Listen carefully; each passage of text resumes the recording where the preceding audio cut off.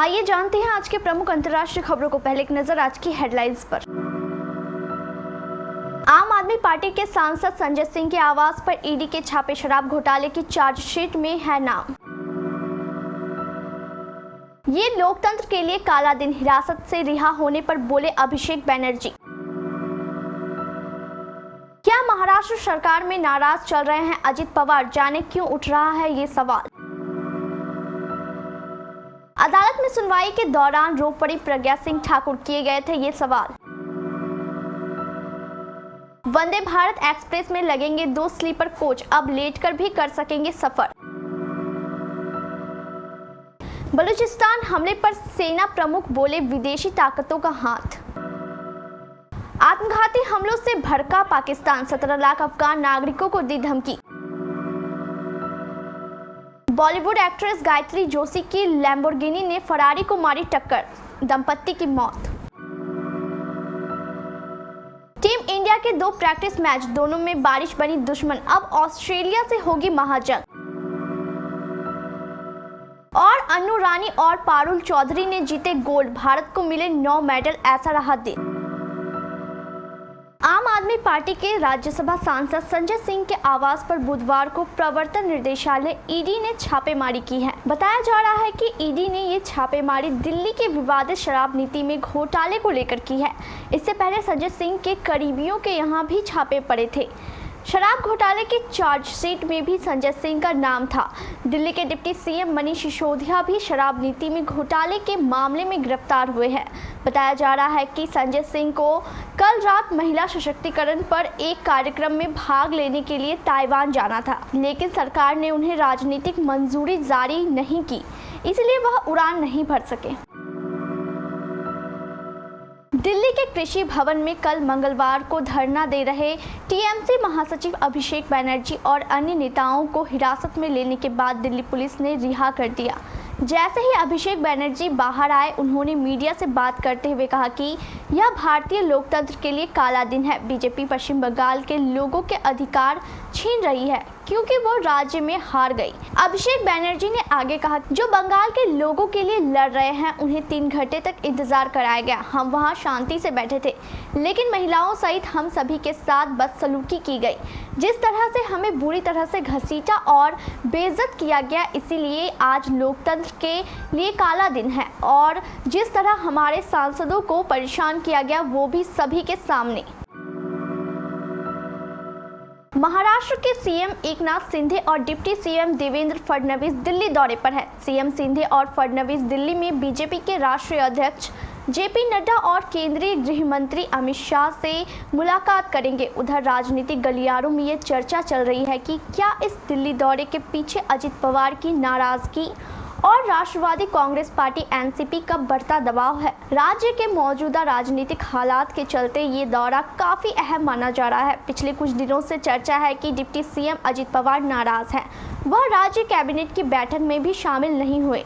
लंबित मंत्रिमंडल विस्तार और गार्जियन मिनिस्टर पद की उलझन न सुलझने के कारण शिंदे फडणवीस पर एनसीपी और लंबित मंत्रिमंडल विस्तार और गार्जियन मिनिस्टर पद की उलझन न सुलझने के कारण शिंदे फडणवीस पर एनसीपी ओर से काफी दबाव है। इसी के चलते दोनों दिल्ली के दौरे की चर्चा हो रही है, क्योंकि राज्य मंत्रिमंडल के विस्तार के लिए केंद्रीय नेतृत्व से चर्चा जरूरी है।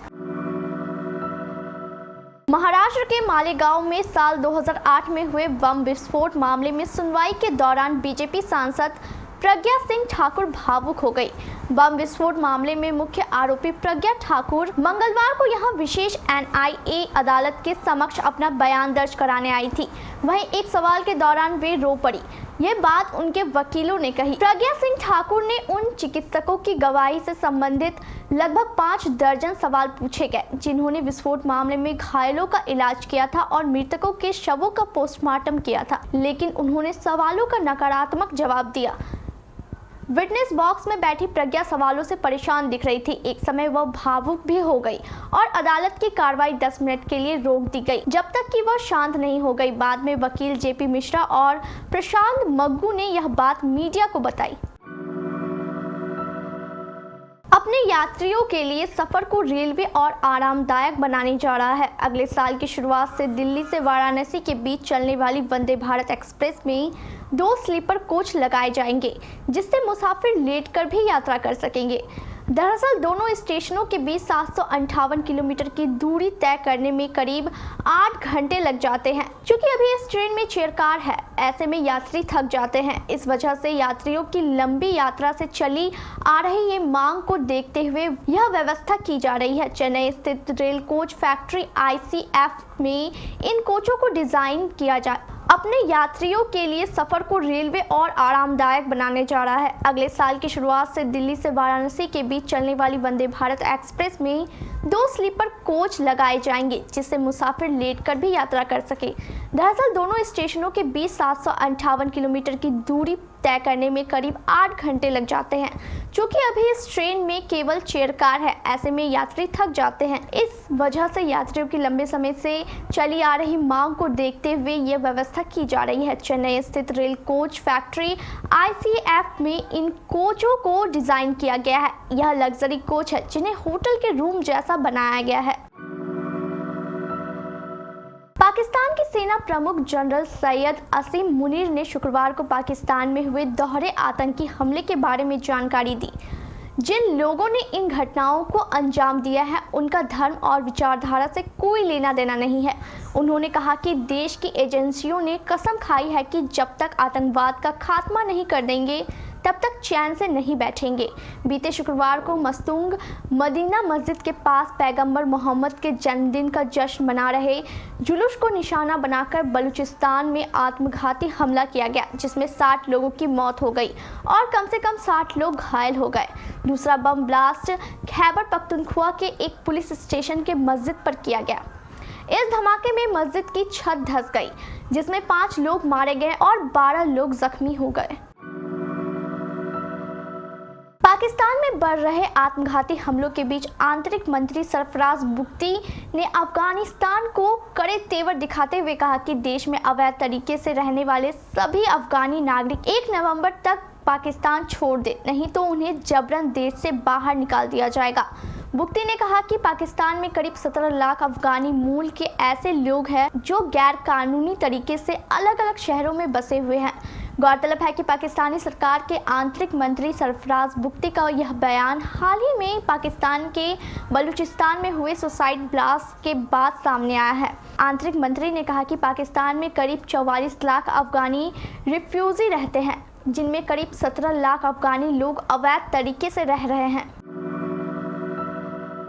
शाहरुख खान की फिल्म स्वदेश से डेब्यू करने वाली बॉलीवुड एक्ट्रेस गायत्री जोशी की कार इटली में हादसे का शिकार हो गई। इस दौरान वह अपने पति विकास ओबरॉय के साथ लैम्बोर्गिनी में सफर कर रही थी। हालांकि दोनों बाल बाल बच, लेकिन इस हादसे में फरारी कार में सवार एक स्विस दंपत्ति की मौत हो गई। सूचना मिलने पर मौके पर पहुंची पुलिस आगे की कार्रवाई में जुट गई है। बताया जा रहा है कि एक्ट्रेस और उनके पति लग्जरी गाड़ियों के साथ रेस कर रहे थे।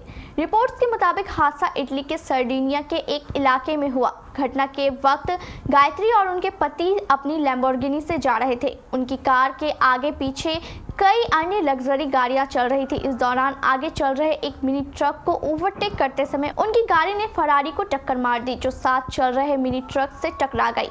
इस टक्कर से मिनी ट्रक पलट गई और फरारी में आग लग गई, जिससे इसमें सवार दंपत्ति की मौत हो गई। टीम इंडिया वर्ल्ड कप 2023 से पहले प्रैक्टिस मैचों की बोहनी नहीं हो पाई। टीम इंडिया के दोनों ही मैच बारिश की वजह से धुल गए हैं। मंगलवार 3 अक्टूबर को नीदरलैंड्स के खिलाफ तिरुवनंतपुरम में मैच धुल गया। वहीं 30 सितंबर को इंग्लैंड के खिलाफ होने वाला भी बारिश की भेंट चढ़ गया।